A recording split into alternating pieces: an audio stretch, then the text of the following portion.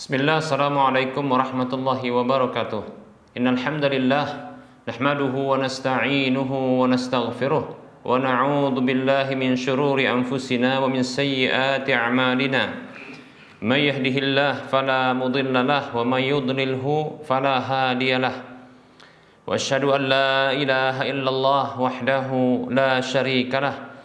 وأشهد أن محمدا عبده ورسوله صلى الله عليه وسلم قال الله تبارك وتعالى يا أيها الذين آمنوا اتقوا الله حق تقاته ولا تموتن إلا وأنتم مسلمون يا أيها الناس اتقوا ربكم الذي خلقكم من نفس واحدة وخلق منها زوجها وبث منهما رجالا كثيرا ونساء واتقوا الله الذي تساءلون به والأرحام إن الله كان عليكم رقيبا يا أيها الذين آمنوا اتقوا الله وقولوا قولا سديدا يصلح لكم أعمالكم ويغفر لكم ذنوبكم ومن يطع الله ورسوله فقد فاز فوزا عظيما أما بعد فإن أصدق الحديث كتاب الله وخير الهدى هدى رسول الله صلى الله عليه وسلم وشر الأمور محدثاتها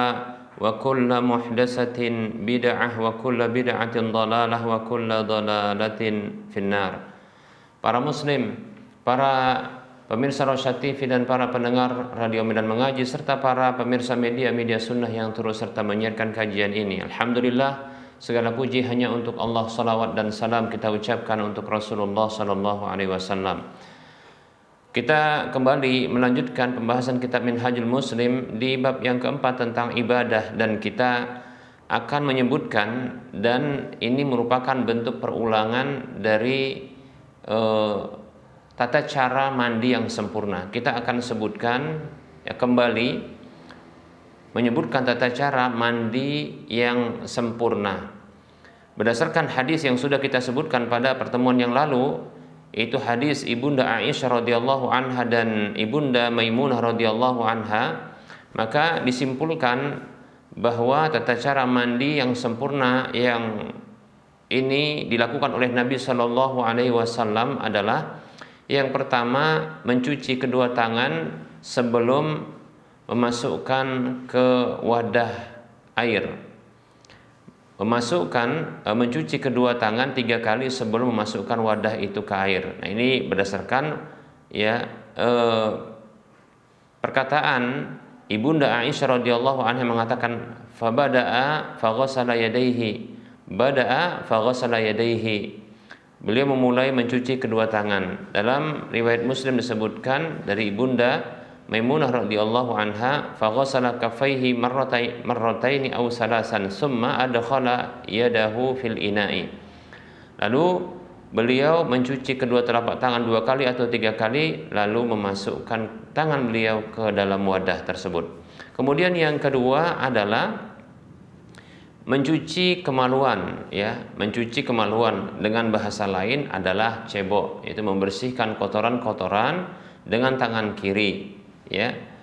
Baik para hamba Allah rahimani wa rahimakumullah. Nah, ini berdasarkan hadis yang disebutkan oleh Ibunda Maimunah radhiyallahu anha, di mana disebutkan bahwasanya summa afragha yaminahu ala shimalihi faghasala madzakirahu. Dalam riwayat yang lain disebutkan farjahu wa ma asaba minal adha wa ma asabahu minal adha, demikian. Yaitu kemudian beliau menuangkan dengan tangan kanan kepada tangan kiri, lalu beliau mencuci kemaluan, itu cebok, dan apa saja yang terkena dengan kotoran. Nah, seperti itu. Baik, yang ada pada beliau dari kotoran tersebut. Nah, ini yang kedua. Baik para hamba Allah rahimani wa rahimakumullah. Kemudian yang ketiga adalah setelah itu mencuci tangan, yaitu tangan kiri, setelah mencuci kemaluan, Baik itu bisa dengan sabun atau yang semisalnya, dengan menggosok-gosokkan ke tanah juga bisa, demikian. Baik, ini berdasarkan hadis dari Ibunda Maimunah radhiyallahu anha ya, yang beliau mengatakan summa qala biyadihi al-ardha famasaha biturabi summa ghassalaha. Ya. Kemudian beliau ya dengan tangan beliau ya beliau gosokkan ke tanah ya, ke tanah, kemudian beliau mencuci, demikian ya. Dalam lafaz yang lain disebutkan summa daraba bisimalihi al-ardha fadallakaha dalkan syadidan. Kemudian beliau menepukkan tangan kiri beliau ke tanah, lalu beliau menggosokkannya, demikian. Baik, hadisnya hadis yang sudah berlalu, ya, hadis riwayat Muslim.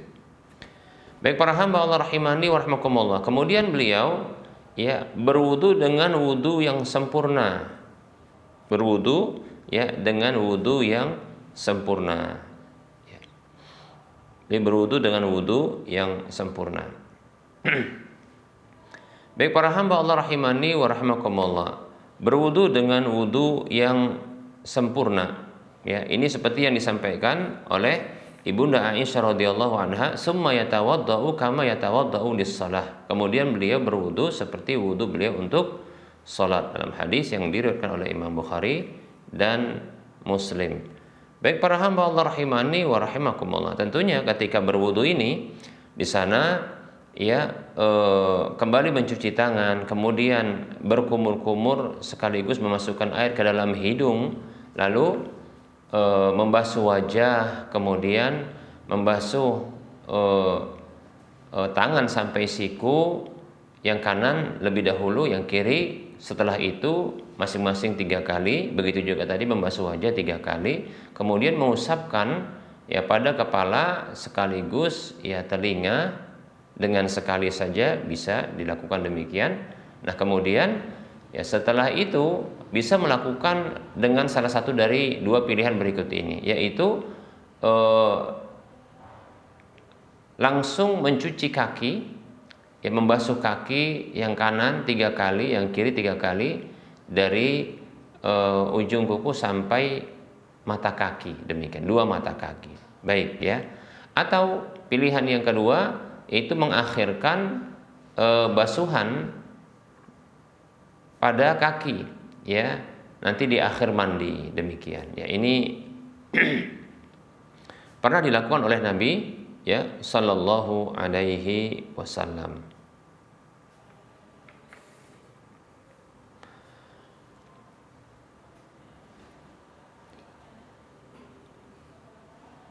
Dalam hadis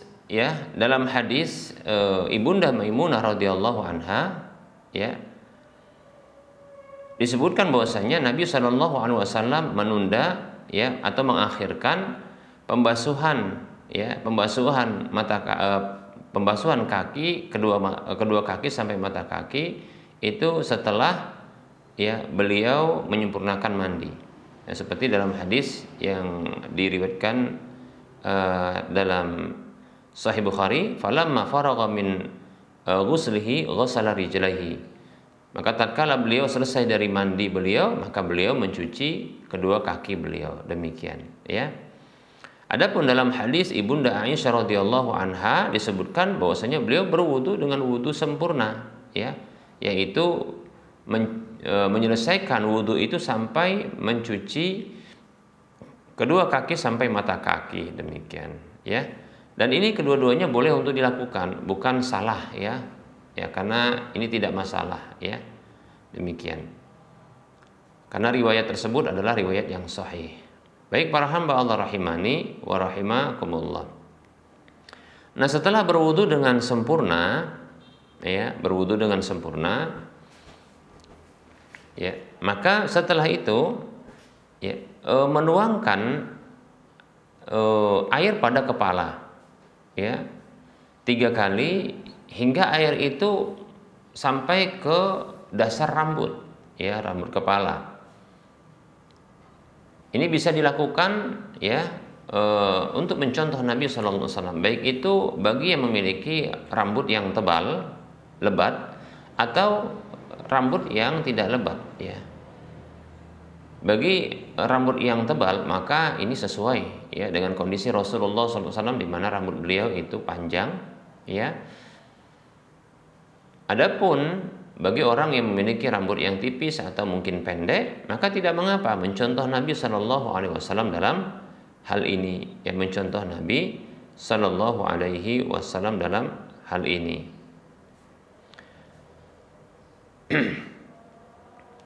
Nah, ini sebagaimana yang dilakukan Nabi Shallallahu Alaihi Wasallam dalam hadis ibunda Aisyah radhiyallahu anha, ya, summa yudkhilu asabi'ahu fil ma'i fayukhallilu biha usulu sya'rihi, ya. Kemudian beliau memasukkan jari jemari beliau ke air, maksudnya untuk menciduk air, lalu dengan itu, ya, beliau menyela-nyela dasar rambut beliau, yaitu kulit kepala beliau. Semaya subbu ala ra'sihi salasa ghurafin biyadihi. Kemudian beliau menuangkan air itu pada kepala beliau 3 kali cidukan dengan tangan beliau. Demikian. Baik ya para hamba Allah rahimani rahimakumullah. Ini yang dicontohkan oleh Nabi Shallallahu Alaihi Wasallam. Demikian ya. Ini bisa ditiru. Ini dilakukan setelah berwudu, ya, dilakukan setelah berwudu. Kemudian ya beliau meratakan air ke seluruh tubuh. Kemudian beliau meratakan air ke seluruh tubuh, demikian. Meratakan air ke seluruh tubuh, ya, sembari tadi ya menyela-nyela rambut tadi itu, ya, sudah. Tadi itu lebih dahulu ya dilakukan, itu menyela-nyela rambut, ya, agar air itu sampai ke dasar rambut, yaitu kulit kepala. Baik ya. Nah, membasahi tubuh, ya, meratakan air ke seluruh tubuh, ya. Nah, ini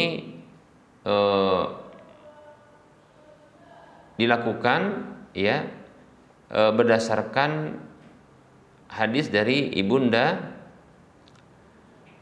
Aisyah radhiyallahu anha yang beliau mengatakan, ya, summa yufidul ma'a ala jildihi kullihi. Kemudian beliau, ya, meratakan air ke seluruh kulit beliau, demikian, ya.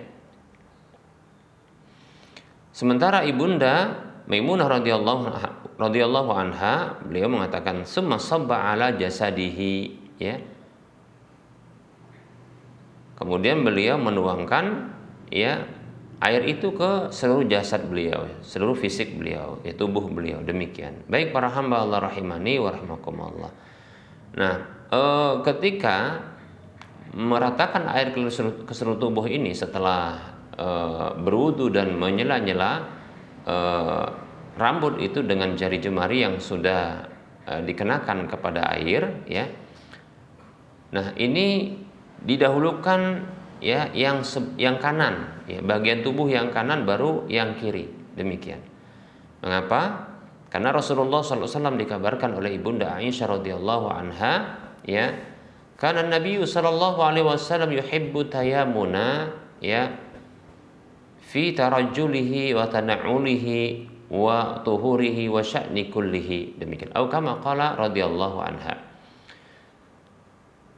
Nabi sallallahu alaihi wasallam itu menyukai mendahulukan yang kanan di dalam menyisir rambut, memakai sandal, bersuci, dan pada kondisi beliau yang lainnya, demikian, ya.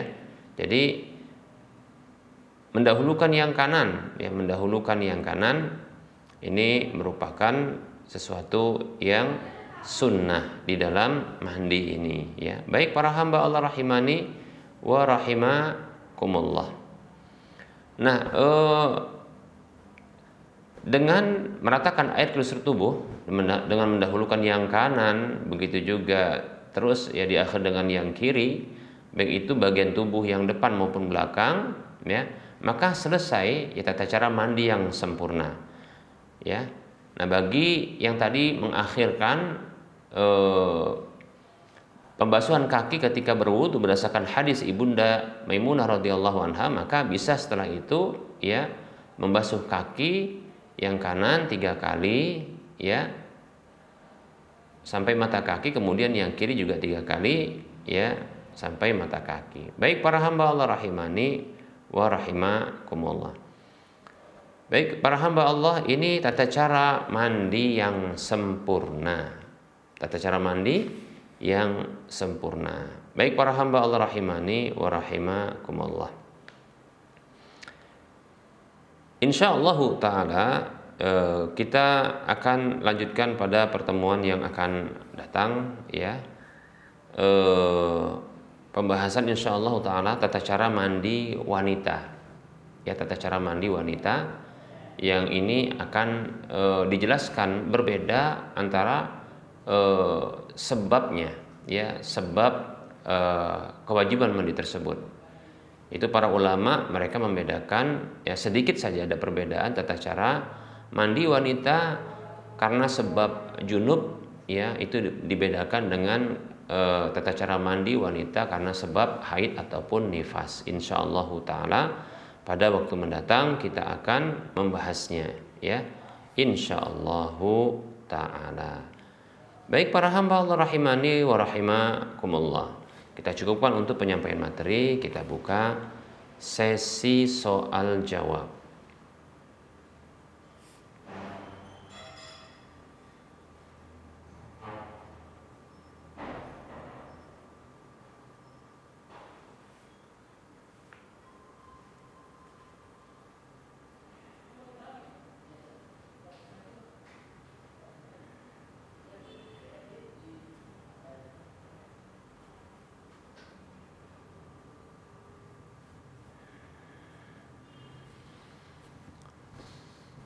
Baik ya, kita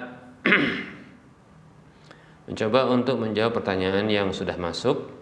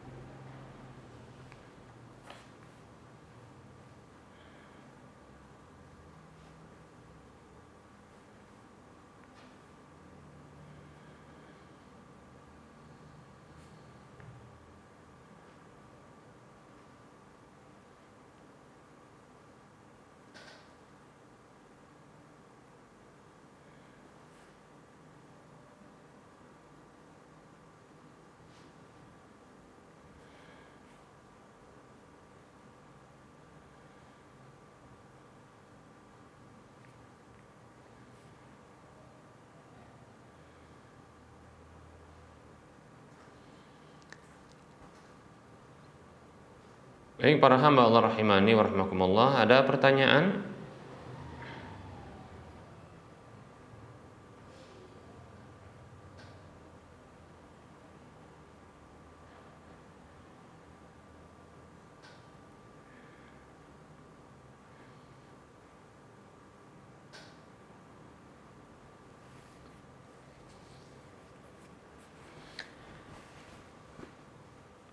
Baik, ada pertanyaan ini. Assalamualaikum warahmatullahi wabarakatuh. Ustaz, apa hukum membolehkan dagangan kita dibayar via Shopee Pay? Shopee Pay Later. Shopee Pay Later. Tetapi yang membeli non muslim.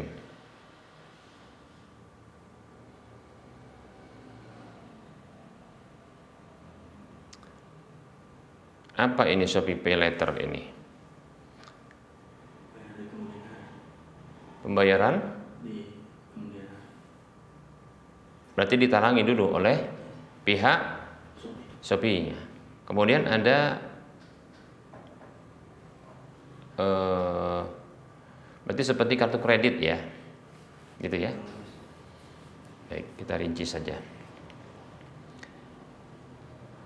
Bismillah, waalaikumsalam warahmatullahi wabarakatuh. Baik, Shopee Pay Later jika yang dimaksudkan dengannya itu sama seperti model kartu kredit, yaitu pihak Shopee Pay, perusahaan ini dia yang menalangi lebih dahulu pembayaran dari pembelian barang ya. Nah tentunya bila ada kesepakatan kurang dari waktu tertentu pelunasan dari talangan tersebut, ini akan dikenakan denda keterlambatan, tentunya ini adalah riba. Dalam hal ini maka bisa jadi berlaku dua riba. Yang pertama adalah riba dalam akadnya, kemudian riba dalam prakteknya. Riba dalam akadnya maksudnya adalah disepakati bila nanti telat bayar dari waktu yang ditentukan itu akan dikenakan denda keterlambatan, maka ini merupakan ya riba dalam akad. Walaupun nanti dalam praktek dia tidak melakukan ribanya, yaitu dia tidak melakukan telat bayar. Dia terus ya melakukan pembayaran sebelum waktu yang jatuh tempo yang membuat dia harus bayar denda keterlambatan. Nah, akan jatuh kepada praktek riba, ini riba yang kedua ya, itu apabila dia pernah orang yang memiliki atau yang bertransaksi dengan model Shopee Pay Later ini nanti dia telat dalam membayar talangan tersebut sehingga harus dikenakan denda keterlambatan. Nah, ini berlaku baginya untuk dua riba tersebut. Itu riba dalam akad maupun riba dalam praktek. Baik ya. Nah, tentunya orang yang memiliki atau yang menggunakan Shopee Pay Later ini jatuh kepada salah satu dari riba. Bisa ya, riba dalam akad ini yang paling minimal. Setiap orang yang dia menggunakan Shopee Pay Later dengan skema akad seperti ini, yaitu kalau ada denda, kalau ada telat, kalau ada ya keterlambatan membayar dari waktu yang ditetapkan maka akan dikenakan denda, maka semua para pengguna dari Shopee Pay Later ya, bila memang demikian skemanya, maka ini jatuh kepada akad riba. Nah, seperti itu. Jadi riba dalam akadnya. Nah, kalau dia telat bayar betul, maka dia akan jatuh ya pada riba dalam prakteknya. Ya, baik para hamba Allah rahimani wa rahimakumullah. Para penggunanya tidak boleh tentunya ya dia berinteraksi dengan hal seperti ini. Nah, seperti itu ya. Adapun merchant atau dikatakan para pemilik dagangan ya, jika dia mengetahui ya ketika dia menjual mempromosikan barangnya itu pada lapak-lapak media sosial, lalu dia memberikan adanya pilihan untuk pembayaran Shopee Pay Later, maka dia membuka peluang ini ya, itu tidak benar tentunya. Namun apabila tidak ada pilihan tersebut, ingat ya, kalau ada pilihan ketika kita bekerja sama dengan lapak media sosial yang ada begitu ya. Kalau ada pilihan contohnya pembayaran dengan Shopee Pay Later ya, maka kita silang, yaitu kita tidak menyetujui pembayaran tersebut. Atau yang semisal dengan skema ini, maka itu tidak disetujui. Namun bila tidak ada pilihan tersebut, namun ternyata pelanggan tersebut atau kita katakan calon konsumen itu ternyata dia sudah beli dan dia menggunakan pembayaran seperti ini ya, perlu diketahui bahwasanya ya dia sesungguhnya sudah menggunakan, sudah masuk ke dalam riba sebelumnya ya, demikian akad ribanya sudah masuk. Maka ketika dia beli barang kita itu seperti dia sudah berhutang lebih dahulu, itu urusan dia ya, demikian. Tapi sebaiknya memang kalau ada pilihan untuk ya memilih antara pembayaran yang ada, model-model pembayaran, skema pembayaran, maka ya berikan tanda penolakan ya terhadap ya skema-skema yang sudah kita sebutkan ya, seperti Shopee Pay Later ini ya. Bila ada denda keterlambatannya, maka ketahui itu adalah riba. Itu riba jahiliyah. Wallahu ta'ala a'lam.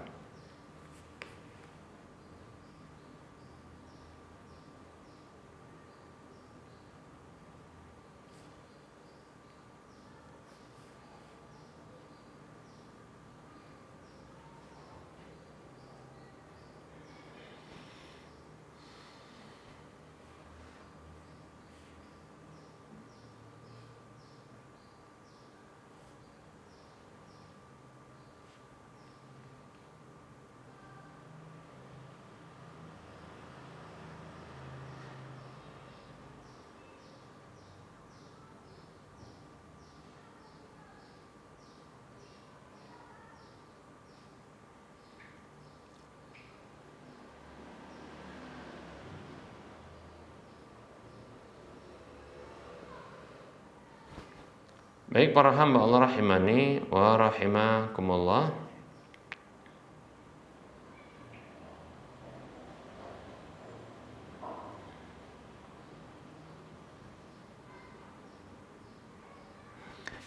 Bismillah, assalamualaikum warahmatullahi wabarakatuh. Barakallahu fiik. Ustaz, mohon penjelasan, bolehkah mengadakan majelis ilmu di tempat selain masjid atau selain musola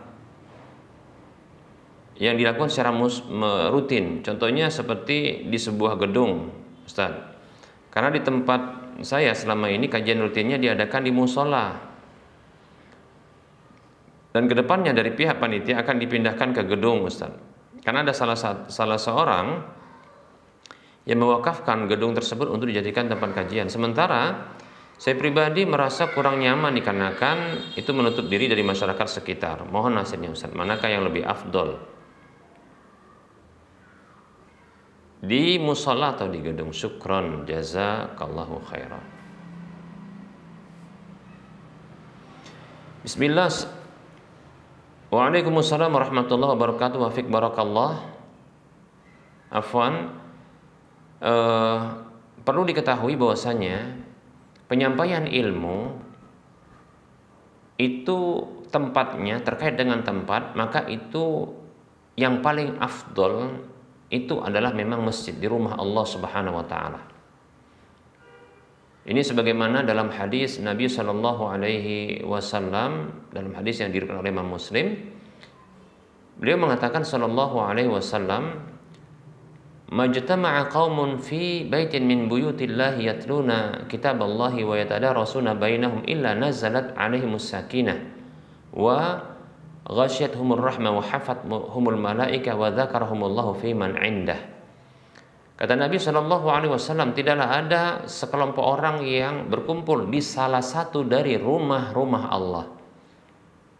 Disebutkan oleh Nabi, ya, fi baitin min buyutillah, di salah satu dari rumah-rumah Allah. Rumah Allah itu bisa masjid atau musola. Itu rumah Allah tempat dilakukannya ibadah sholat secara rutin, ya, berjamaah demikian, ya. Itu bisa berlaku di musola atau di masjid demikian. Ini yang paling afdal. Tidaklah dilakukan demikian melainkan akan turun sakinah, ketenangan, dan mereka akan diliputi oleh rahmat. Mereka akan turun kepada mereka ketenangan jiwa, dan mereka akan diliputi oleh rahmat Allah Subhanahu wa taala, dan mereka akan dikelilingi oleh para malaikat, dan mereka akan disebut-sebut oleh Allah di kalangan para makhluknya yang ada di sisinya. Demikian. Baik, ya. Hadis riwayat Muslim. Ini keutamaan yang besar sampai demikian dilakukan, ya, sampai demikian, ya, keutamaannya. Adapun kajian di luar masjid dan musola, ya, maka ini tidaklah mengapa, bukanlah merupakan sebuah dosa, ya, bukan juga menyalahi SOP, aturan, bukanlah merupakan bentuk, ya, kerendahan atau penghinaan, tidak, kecuali kalau di tempat-tempat yang kotor seperti di WC, ya, ini kurang tepat, ya, atau dengan adab yang kurang baik, ya. Bukanlah merupakan, ya, adab yang jelek ketika melakukan, ya, kajian-kajian di luar masjid. Bukanlah merupakan terhitung kurang adab atau tidak beradab ketika melakukan kajian di luar masjid. Tahukah kita bahwasanya Rasulullah SAW itu pernah menyampaikan sebuah pelajaran ilmu itu dalam kondisi masih di atas kendaraan, ya. Bahkan dengan bentuk penyampaian, Rasulullah mengatakan dalam hadis yang diriwayatkan oleh Imam Bukhari Muslim, ya Mu'adz, atadri ma haqqullahi 'alal ibadi wa ma haqqul ibadi 'ala Allah. Wahai Mu'adz, tahukah kamu apa hak Allah atas hambanya dan apa hak hamba atas Allah? Ini beliau sampaikan tatkala beliau membonceng Mu'adz di atas kendaraan, ya, yaitu keledai. Yang dia ini nggak boleh dimakan keledai ini, ya, tapi suci untuk bisa ditunggangi, demikian, boleh untuk ditunggangi. Lihat, beliau melakukan itu di atas kendaraan dan dalam kondisi beliau menghadap ke arah depan dan Mu'adz radhiyallahu anhu itu di belakang. Yang disampaikan adalah permasalahan terkait dengan, ya, hal yang penting, itu hak Allah berupa ibadah. Makanya setelah itu ya Rasulullah menyebutkan tatkala Mu'adz mengatakan Allahu wa rasuluhu a'lam, Allah dan Rasulnya yang tahu. Maka Rasulullah mengatakan sallallahu alaihi wasallam, haqqallahi 'alal ibadi ayya'buduhu wa la yusyriku bihi syai'a, wa haqqul ibadi 'ala Allah alla yu'adziba man la yusyriku bihi syai'a. Hak Allah atas hambanya adalah mereka beribadah kepada Allah tanpa berbuat syirik sedikit pun kepadanya. Sementara hak hamba atas Allah adalah Allah tidak akan menyiksa siapapun yang tidak berbuat syirik kepadanya. Demikian. Nah, seperti itu. Jadi jangan kaku. Kalau ditanya yang afdol, tentunya masjid, karena itu tempat yang paling dicintai oleh Allah Subhanahu wa taala. Memang afdol, tapi bukan merupakan kesalahan, bukan merupakan kejelekan, bukan merupakan pelanggaran ya, sampai berdosa atau pelanggaran adab, bukan. Ketika dilakukan kajian itu, contoh ya di aula hotel ya, atau contohnya di aula masjid, atau contohnya di gedung-gedung di sekolah, demikian, maka kita katakan ini bukanlah pembatasan, bukan merupakan kejelekan, keburukan. Nah, contohnya bila ada maslahat yang besar yang bisa didapatkan untuk dilakukan kajian itu di luar masjid, seperti maslahat besarnya adalah ya untuk merekrut orang-orang yang agak sedikit sulit untuk bisa hadir ke masjid, dengan cara dilakukan ya kajian ya kajian ilmu itu contohnya di aula hotel, contohnya demikian. Seperti para pedagang yang mereka ini agak sulit dan enggan mereka untuk bisa hadir untuk kajian ya di masjid, lebih-lebih gratis. Tapi kalau berbayar, mereka ini akan lebih semangat hadirnya, dan itu di luar masjid, demikian ya. Nah, seperti itu kita katakan ini tidak mengapa, bukan sebuah kesalahan ya, bukan sebuah kesalahan. Kalau masalah berbayar tadi itu urusan mungkin akomodasi, biaya akomodasi seperti sewa hotel, demikian. Nah, begitulah zaman sekarang di mana ya sebagian orang-orang kaum muslimin ya itu mau mendengarkan kajian dengan cara seperti itu, mendengarkan nasihat, mendengarkan kebenaran dengan cara seperti itu. Maka jangan disalahkan ya. Karena Rasulullah ternyata tidak membatasi kajian itu hanya di dalam masjid, di luar masjid juga demikian. Bahkan dalam kondisi beliau itu ya sedang berkendara, sedang keluar untuk berperang, sedang berjalan, beliau sampaikan. Nah, seperti itu di luar masjid. Baik ya. Hanya saja kalau dari sisi keafdolan betul. Tapi lihat ya, mana maslahat, sisi maslahat yang lain yang ingin didapatkan ketika kajian itu dilakukan di luar masjid atau di luar mushola, demikian. Seperti contohnya bisa menghimpun ya orang-orang yang lebih banyak untuk bisa hadir, seperti itu ya. Karena ada sebagian orang merasa dia belum merasa suci dia untuk mau datang ke masjid. Dianggapnya orang-orang yang ke masjid itu orang-orang suci. Jadi dia enggan untuk mendengarkan nasihat kalau dilakukan di masjid. Nah, demikian. Ada pula sebagian contohnya para wanita yang berpendapat bahwasanya kalau haid atau nifas itu dia tidak masuk masjid, sehingga dia enggan untuk datang ke masjid ketika ada kajian dalam masjid. Nah, maka ada maslahat kalau dilakukan di tempat selain masjid, begitu ya. Jadi jangan kaku. Keafdolan kita tidak pungkiri bahwasanya masjid adalah tempat yang paling afdol yang dicintai oleh Allah di permukaan bumi ini ya. Dan begitu juga paling afdol untuk dilakukan kajian. Tapi terkadang dalam satu kondisi bisa jadi lebih afdol kajian itu dilakukan di luar masjid. Kenapa? Contohnya lebih banyak menghimpun orang yang hadir untuk bisa mendengarkan kajian. Nah, seperti itu. Ya. Wallahu ta'ala a'lam. Wa anta fajazakallahu khairan.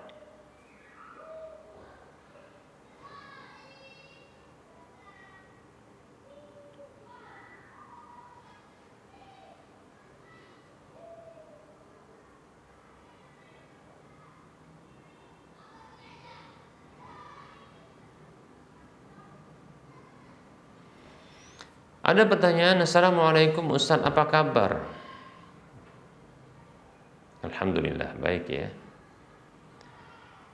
Saya mau tanya tentang transaksi jual beli. Saya dapat semacam travel voucher dari maskapai penerbangan, di mana travel voucher ini bentuknya potongan harga tiket. Saya dapat travel voucher karena tiket penerbangan yang saya beli dibatalkan oleh maskapai. Maka atas ganti ruginya mereka berikan travel voucher ke saya jika sewaktu-waktu saya mau lakukan penerbangan lagi.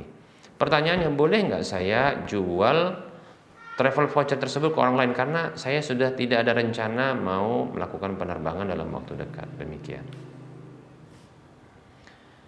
Bismillah, waalaikumsalam warahmatullahi wabarakatuh. Alhamdulillah, semoga Allah subhanahu wa ta'ala memberikan kebahagiaan dan kebaikan ya kepada sang penanya di mana saja berada. Amin ya rabbal alamin. Baik ya, menjual travel voucher yang sudah menjadi hak pribadi tentunya ya ini boleh untuk menjual apa saja yang sudah menjadi milik pribadi. Demikian ya. Asalkan yang dijual ini memang punya nilai jualnya, yaitu memang ada kebutuhannya ya. Nah, seperti itu. Bukan sesuatu yang tidak ada manfaatnya. Ya, bukan juga sesuatu yang haram untuk dijual belikan. Maka boleh untuk menjualnya kembali. Pertanyaannya adalah ya, apakah bisa ini dialihkan kepada pihak lain? Ini permasalahannya. Agar nanti pihak lain yang membeli voucher ini dia tidak merasa tertipu, ternyata tidak bisa digunakan. Karena ternyata travel voucher ini hanya berlaku bagi orang yang mengalami pembatalan ya penerbangan ya oleh maskapai penerbangan tersebut. Demikian ya. Nah, tentunya tidak boleh kalau seandainya travel voucher ini ternyata tidak bisa berlaku bagi orang lain ya. Tidak boleh dia jual. Kenapa? Karena ini seperti menjual sesuatu yang bodong, yang tidak ada manfaat ya. Yang tidak ada manfaat, yang tidak ada gunanya. Yang terjadi adalah penipuan ya, kecurangan kepada lawan transaksi. Dalam hal ini adalah pembeli. Ketika dibeli ternyata tidak lagi ada manfaatnya. Ya, karena tadi alasannya itu tidak berlaku bagi orang lain. Demikian ya. Tidak boleh. Rasulullah mengatakan sallallahu alaihi wasallam, man ghasyana falaysa minna, siapa yang mencurangi, menipu kami maka dia bukan termasuk golongan kami. Hadis riwayat Al-Bukhari kalau tidak salah ya, atau Muslim. Demikian. Maka ya tidak boleh kalau melakukan hal seperti ini. Demikian ya. Tapi kalau boleh memang dan bisa memang dialihkan kepada pihak lain, maka tidak mengapa dia menjualnya, dan halal insyaallah ta'ala voucher tersebut untuk bisa dijual ketika memang bisa dialihkan kepada pihak lain. Ya, wallahu ta'ala a'lam. Baik para hamba Allah rahimani wa rahimakumullah, sepertinya sudah masuk ya waktu salat zuhur untuk wilayah Medan dan sekitarnya. Nah, kita cukupkan saja penyampaian materi dan memberikan jawaban untuk pertanyaan yang masuk. Tentunya dalam penyampaian ini banyak kekurangan dan kesalahan. Kepada Allah Subhanahu wa taala saya mohon ampun, dan kepada para pemirsa dan para pendengar sekalian saya mohon maaf. Kebenaran itu datang dari Allah, maka ambillah. Kekurangan dan kesalahan itu datang dari saya pribadi dan bisikan syaitan, maka abaikan dan tinggalkan, dan jangan lupa maafkan. Sebelum kita mengakhiri perjumpaan ini, seperti biasa kita memberikan motivasi kepada saudara seiman, saudara seislam.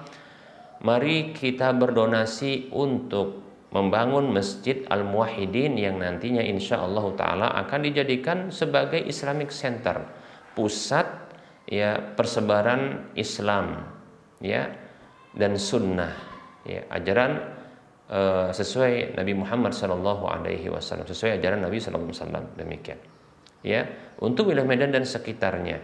Yang di masjid ini kelak insyaallah ta'ala akan diselenggarakan solat yang fardu maupun yang sunnah ya, kegiatan Ramadan ya, begitu juga ya akan diadakan kajian-kajian ilmiah yang bersifatnya rutin dan berkala Ya, bahkan tablik akbar insya Allah di tempat ini di masjid ini kita akan lakukan.